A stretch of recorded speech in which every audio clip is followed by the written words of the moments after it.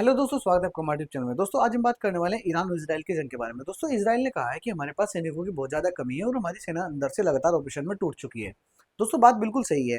उनके पास 18 से 24 साल तक के 80,000 ऐसे युवा हैं जो सेना ज्वाइन कर सकते हैं। वो सेना ज्वाइन नहीं कर रहे।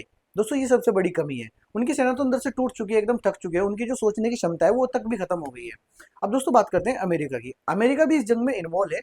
अब अमेरिका ने क्या काम किया अपनी जान बचाने को, हालांकि अमेरिका भी अंदर से हार मान चुका है। अमेरिका ने क्या कहा ईरान को कि हम आपको कुछ प्रस्ताव भेजते हैं, आपको उनको मानना पड़ेगा, तब जाकर हम ये जंग रोक देंगे। अब दोस्तों चलिए देखते हैं वो प्रस्ताव है क्या। वो प्रस्ताव को सब दोस्तों मकसद एक ही है कि ईरान किसी तरह परमाणु कार्यक्रम को रोक दे, क्योंकि उन्होंने ईरान की मिसाइलें तो देख ली, अब उनका नंबर है परमाणु का और वो चाहता है कि ये कार्यक्रम रुक जाए।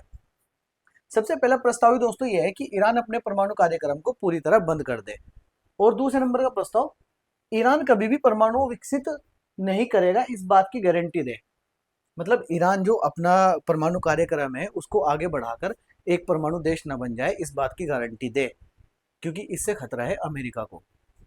अब दोस्तों बात करते हैं ईरान के अंदर किसी भी प्रकार के यूरेनियम। अमेरिका नहीं चाहता कि ईरान के पास परमाणु बनाने के लिए यूरेनियम हो। उसका जो संवर्धन है उस पर प्रतिबंध रहेगा। उसके पास जो यूरेनियम है उसका इस्तेमाल करने पर पूरी तरह रोक रहेगी। अमेरिका ऐसा चाहता है। अब दोस्तों बात करते हैं अगले नंबर की।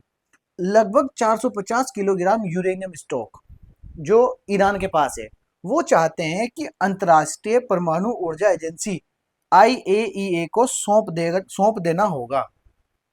अमेरिका चाहता है जिसका यूरेनियम स्टॉक है वो अंतर्राष्ट्रीय परमाणु एजेंसी को सौंप दे, जिससे वो अपना आगे परमाणु कार्यक्रम ना बढ़ा पाए। मतलब डरा हुआ है अंदर से अमेरिका। अमेरिका को ये खतरा है कि ये परमाणु ना बना ले, क्योंकि वो अगर उसने परमाणु बना ले तो जब उस पर परमाणु गिरेगा तो एक मिनट के लिए भी नहीं सोचना कि अमेरिका है कौन है। नतांज, इस्फान और फार्डो स्थित परमाणु सुविधाएं, जो परमाणु सुविधा है उनको पूरी तरह नष्ट करना होगा। और आईएई को ईरान के अंदर आईएई को ईरान के अंदर पूर्ण पहुंच और पारदर्शिता प्रदान करनी होगी, ताकि वो उसके ईरान के अंदर घुस सके, उसके परमाणु एजेंट जो परमाणु कार्यक्रम उसकी जांच कर सके, कोई रोक टोक ना हो। ऐसा चाहता है अमेरिका। अब दोस्तों बात करते हैं क्षेत्रीय प्रोक्सी ऑपरेशन को समाप्त करना होगा। ऐसा बिल्कुल भी नहीं होगा। और सहयोगी मलेशियाई समूह का समर्थन बंद करना होगा। ईरान जो इसके जैसा हिजबुल्ला हो गया, हूती हो गया, इनका समर्थन करता है ना यमन वगैरह का, तो वो चाहते हैं कि इनका बिल्कुल समर्थन बंद कर दे। ये भी पॉसिबल नहीं होगा। स्ट्रेट ऑफ हॉर्मुज जहां से सभी देशों के जहाज निकलते हैं अक्सर, तो ये चाहता है कि उसको खोल दिया जाए। चलो एक बात तो हम सही कहेंगे कि ये स्ट्रेट ऑफ हॉर्मुज वाली बात अमेरिका की सही है, लेकिन दोस्तों अब ऐसा फ्री में नहीं जाने देगा ईरान किसी को। ईरान ने वहां पर टैक्स लगा दिया अच्छा खासा। अब पता चलेगा दुनिया को, सिलेंडर से तड़प रहे हमारे देश के लोग। हमारे देश के नेता कह रहे हैं कि हमारे देश में सिलेंडर की कमी नहीं है। तो यार जिनसे पे जो लोग जा रहे हैं सिलेंडर के ऊपर बैठ बैठ के पूरी पूरी रात वहां पर गुजार रहे हैं, तो उनके दिमाग में कमी है, पागल है क्या है। मैं समझाऊं उन लोगों को जिनसे पे जा जाके कि तुम घर जाओ तुम्हारे घर सिलेंडर आएगा। क्यों 25 दिन 45 दिन की लिमिट आपने की। सब एक तरफा बेवकूफ बनाने का काम है। हकीकत में कुछ ऐसा हो रहा है कि जो आप लोगों से छुपाया जा रहा है, कुछ बहुत कुछ अंदर चल रहा है। अब दोस्तों ईरान के मिसाइल कार्यक्रम की जो रेंज है उसको सीमित कर दिया जाए। अमेरिका चाहता है ईरान ईरान की जो मिसाइल है मतलब ईरान जो मिसाइल बना रहा है उसकी रेंज को सीमित कर दिया जाए, ताकि वह अमेरिका तक ना आए।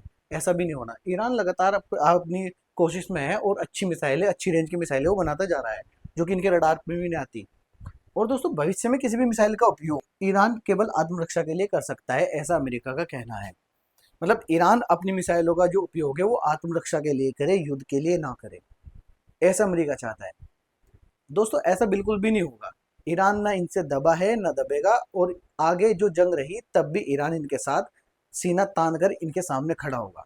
ये बहुत ही अच्छी बात है। ईरान इन दोनों से बिल्कुल भी हार नहीं मान रहा। अगर ईरान ने इन दोनों से हार मान ली तो ये लोग सभी देशों को दबाना चाहेंगे।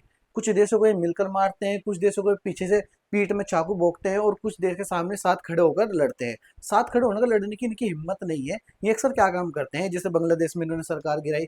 बहुत सारे देश ऐसे हैं जिसमें क्या काम करते हैं, इनकी कुछ चैरिटेबल मतलब चैरिटेबल संस्था होती है उस देश में, तो विपक्ष को सपोर्ट कर देते हैं वहां पर, और वो पैसा बांटकर हंगामा वगैरह मौजूदा सरकार के खिलाफ कराते हैं और ऐसी सरकार गिरा देते हैं। अमेरिका आज से नहीं, अमेरिका बहुत पहले से ऐसा करता है।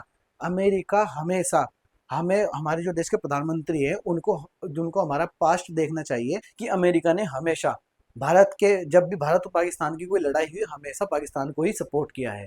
तो फिर दोस्तों हम क्यों अमेरिका की बात मानते हैं? आज के जो हमारे प्राइम मिनिस्टर है क्यों अमेरिका की बात मानते हैं? अमेरिका हमारे लिए हमेशा से धोखेबाज था, धोखेबाज है और धोखेबाज रहेगा। दोस्तों अगर आपको हमारी वीडियो अच्छी लगी हो तो वीडियो को लाइक कीजिए, चैनल को सब्सक्राइब कीजिए।